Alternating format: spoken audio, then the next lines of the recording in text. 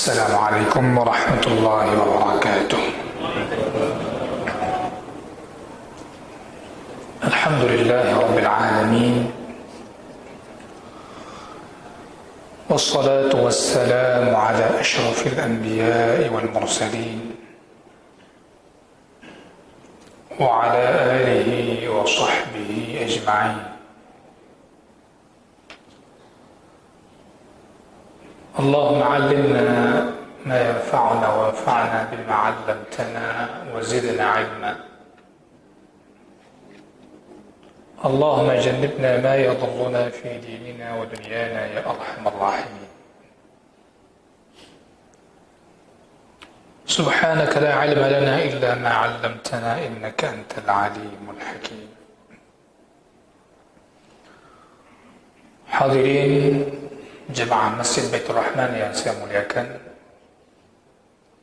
kembali kita berjumpa di Majlis Riyadhus Shalihin min kalam Sayyidil Mursalin. Kita pada pertemuan yang lalu telah memasuki bab al-yaqin, bab yakin dan tawakul, bab ke-7 dalam kitab ini, yang mana di sini al-muallif rahimahullah ta'ala mencantumkan di awal bab surah Al-Ahzab, walamma ra'al mu'minuna al-ahzab qalu hadha ma wa'adana Allah wa rasuluhu wa sadaqa Allah wa rasuluhu wa ma zadahum illa imanan wa taslima. Dan ayat-ayat yang lain yang telah kita bacakan.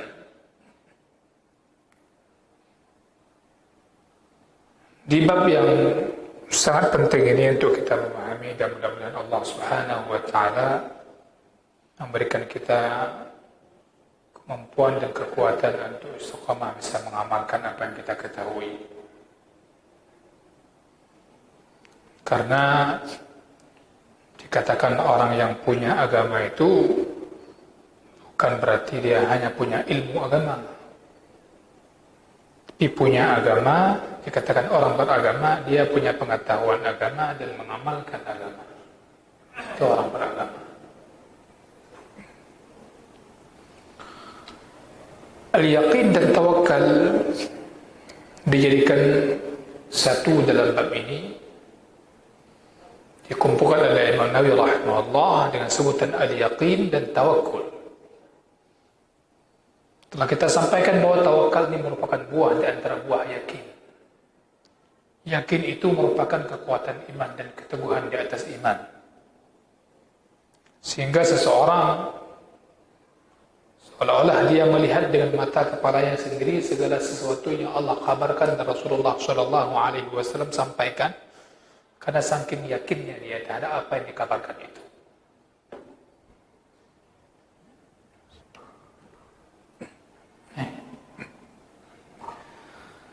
Maka yakin itu merupakan keteguhan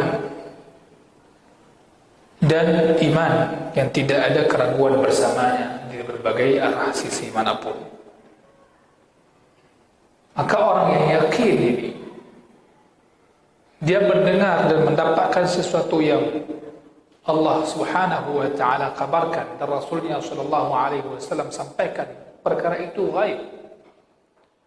Ghaib itu apa ghaib? Ghaib itu sesuatu yang tidak ada ilmu pada manusia, itu ghaib. Artinya sesuatu yang ghaib dari ilmu manusia. Manusia tidak tahu, dia tidak nampak bagi dia. Itu ghaib. Maka perkara ghaib ini perkara iman. Ya. Kita lihat rukun iman, beriman kepada yang ghaib. Alladzina yu'minuna bil ghaib.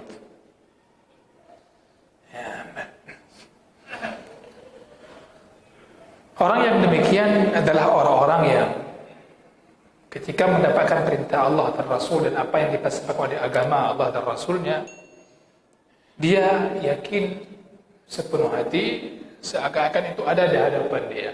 Ini orang sudah tingkatan iman yang paling tinggi. Anak ragu, nyo bukan. Padahal kondisi bukan kondisi sulit, masih kondisi aman-aman, masih ragu. Maka yakin ini merupakan buah yang luar biasa mulianya. Di antaranya adalah tawakal kepada Allah Azza wa Jalla. Ya, tawakal ini manusia itu bersandar hanya kepada Allah Azza wa Jalla, zahir dan batinnya. Bahwasanya untuk mendapatkan manfaat dan mudarat yang menolaknya adalah hanya Allah Subhanahu wa ta'ala. Ya, orang yang merasa hanya Allah lah cukup baginya, dia pun tidak akan menoleh kepada yang lain. Hadirin yang saya muliakan, ya, dengan inilah seorang hamba dia mendapatkan dunia dan akhiratnya. Dengan yakinnya dalam dia itu dengan itu dia peroleh dunia dan akhiratnya. Dia hidupnya tentram, nyaman hatinya, bahagia dia, yastariyah, ya'ish mutmainnan sa'idan. Hidupnya tenang. Kenapa? Li'annahu muqin, karena dia yakin dengan apa yang Allah khabarkan. Al-Muallif rahimahullah ta'ala menyebutkan ayat walamma ra'al mu'minuna al-ahzab qalu hadha ma wa'adana Allah wa rasuluhu wa sadaqa Allah wa rasuluhu wa ma zadahum illa imanan wa taslima. Al-Ahzab, arti Al-Ahzab ini adalah golongan-golongan, kelompok-kelompok tawaif dari berbagai kabilah dan banyak kabilah muta'addidah, berbilang-bilang kabilah yang mereka semua bersekutu, bersekongkol untuk memerangi Rasulullah sallallahu alaihi wasallam, bersatu.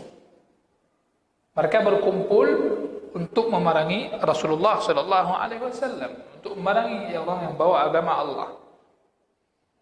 Perkumpulan mereka waktu itu mencapai 10 ribuan. Ya, bala tentara di orang Quraisy dan lainnya. Dan semua mereka mengepung Madinah. Tujuannya mereka apa? Nabi sallallahu alaihi wasallam jadi sasaran utama. Ya, memang begitu sunnatullah. Setiap pembawa kebenaran, bahkan sebelum Nabi Muhammad sallallahu alaihi wasallam berhadapan dengan orang-orang demikian. Isunya berbeda-beda memang, beda zaman. Kalau sekarang kita isunya radikal, isunya teroris, ya itu aja. Dulu juga mirip-mirip demikian. Ya. Jadi merusak tradisi yang sudah ada dan sebagainya. Ya. Dan bahkan dalam Al-Qur'an disebutkan bahasa-bahasa olok-olok mereka. Kalau kita renungkan, kita kaji, ana jauh kita kaji no. Bahasa olok-olok artinya cik. Ya. Ada bahasa seperti dalam surah Al-Mu'minun Allah sebutkan tentang kaum Nabi Musa, Nabi Nuh. Fir'aun mengatakan, apa kamu ikut orang yang seperti kalian? Al-Mala' yang mengatakan ini pembesar-pembesar kaum, pemimpin-pemimpin kaum, tokoh, orang terpandang di kalangan kaum itu. Mereka mengatakan kepada nabi-nabi dan para da'i yang datang kepada itu, kepada mereka, menasihatkan mereka untuk mentauhidkan Allah Subhanahu wa taala. Mereka mengatakan itu orang-orang seperti kalian.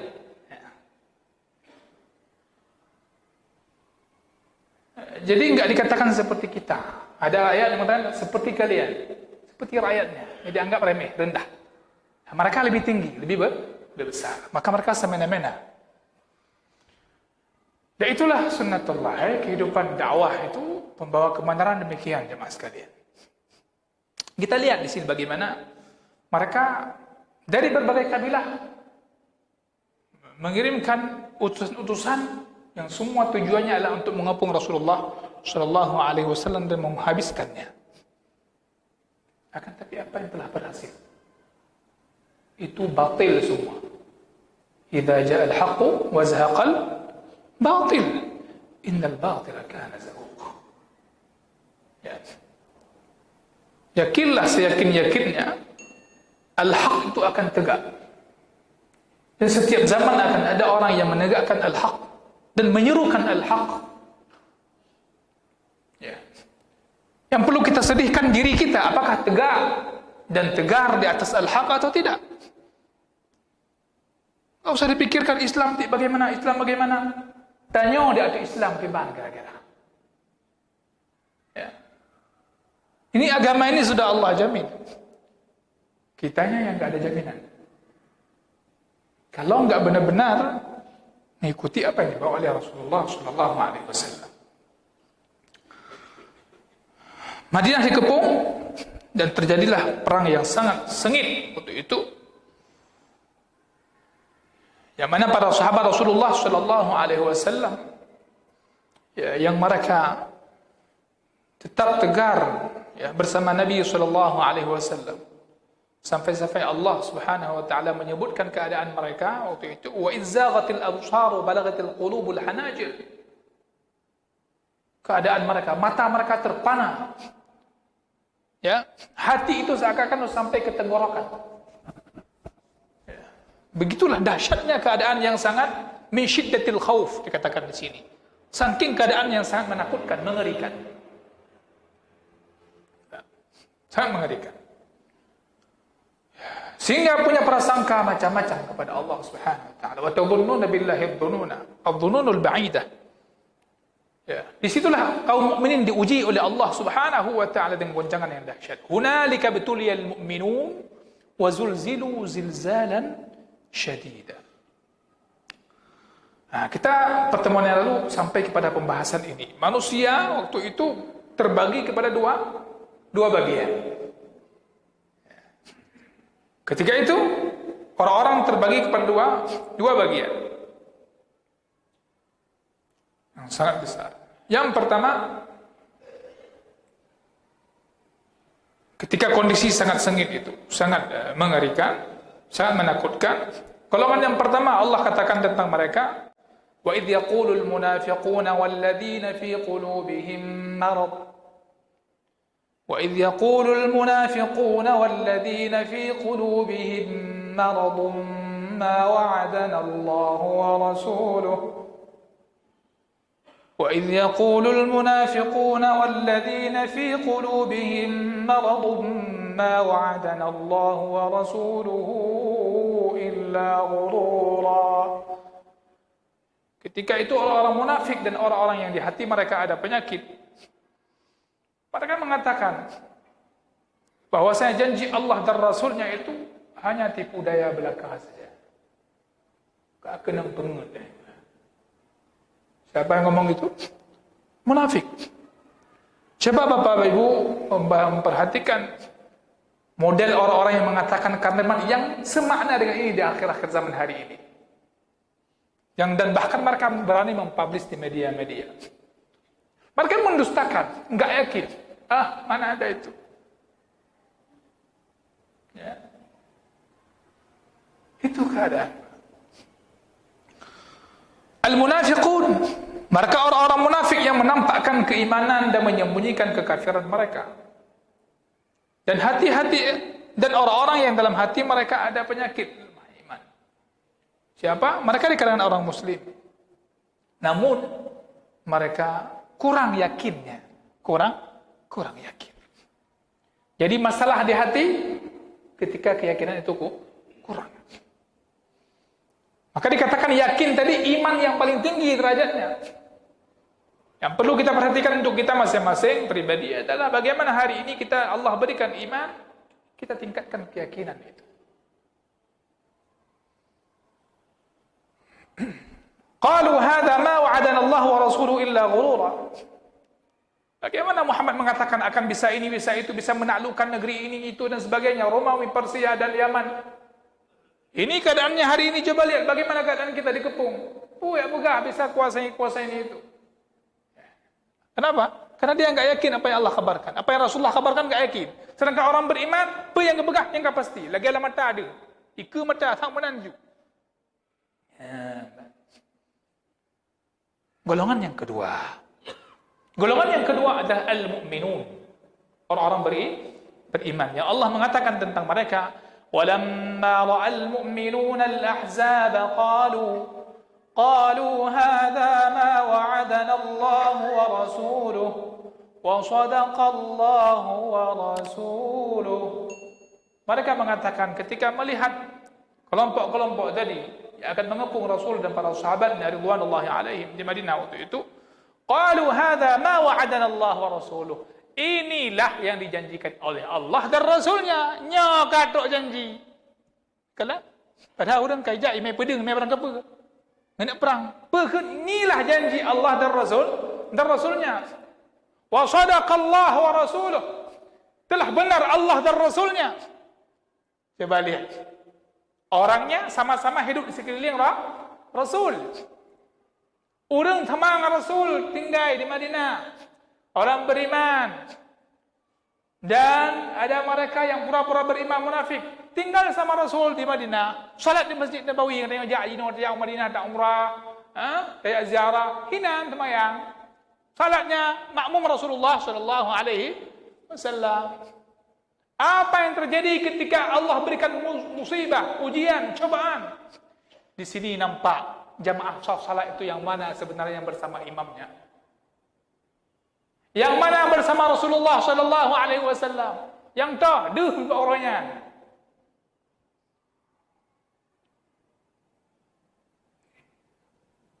Mereka lah yang mengatakan ketika melihat ada kelompok-kelompok tadi yang bersekutu melawan Rasulullah SAW memeranginya. Mereka mengatakan saking dahsyatnya keadaan, namun mereka sangat yakin dengan itu setelah ini Allah ingin memberikan kepada kita jalan keluar dan pertolongan dan kemenangan kepada orang mukmin. Yang baru dikepung. Tapi yakin inilah janji Allah dan Rasulnya. Allah abadikan apa yang mereka katakan. Qalu hadza ma wa'adana Allah wa rasuluh. Inilah janji Allah dan Rasulnya dan benarlah Allah dan Rasulnya. Apa yang Rasulullah pernah sampaikan, apa yang pernah dijanjikan, benar. Nanti Yaman akan bisa menjadi negeri muslim, akan dikuasai oleh kaum muslimin. Persia, begitu juga Rom, itu dikuasai oleh kaum muslimin. Wahakadha kan, dan ini telah terjadi. Walillahil hamd. Itu berlaku apa yang telah Allah janjikan. Yang menjadi pembahasan kita di sini adalah kalimat hadza ma wa'adana Allah wa rasuluhu wa sadaqallahu wa rasuluh. Ini tingkat keyakinan yang luar biasa. Ghayatul yaqin, sangat yakin. Ini janji Allah dan Rasulnya dan benar janji Allah dan Rasulnya. Ini yang menjadi inti kalimat yakin kita.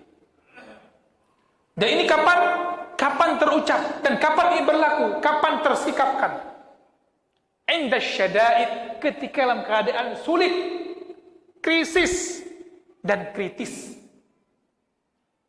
Keadaan genting-gentingnya. Di situ keluar sebuah keyakinan dan nampak bukan hanya di ucapan mereka, tapi dari sisi perlakuan dan perbuatan mereka, sikap mereka bersama Rasul sallallahu alaihi wasallam. Thabitan mu'minan muqinan. Dalam keadaan dia teguh, mukmin dan orang yang yakin.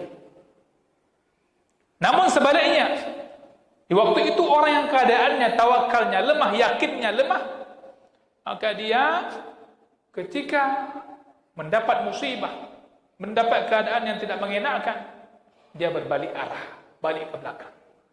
Yanqalibu ala wajhih. Inilah sebagaimana kata Allah di surah Al-Hajj ayat 11. Ada orang yang beribadah kepada Allah itu enggak dasarkan keyakinan. Dia berada di tepi, artinya dalam keraguan, ma'asyak. Wa minan nasi may ya'budullaha ala harf. Dia kalau ditimpa diberikan sebuah yang menyenangkan, yang baik-baik, lepeng mangak keadaan udip, itma'an nabi. Namun ketika dia ditimpa sebuah musibah, fitnah, berbalik arah dia. Kata Allah, itulah orang yang telah merugi dunia dan akhirat. Dan itulah kerugian yang nyata.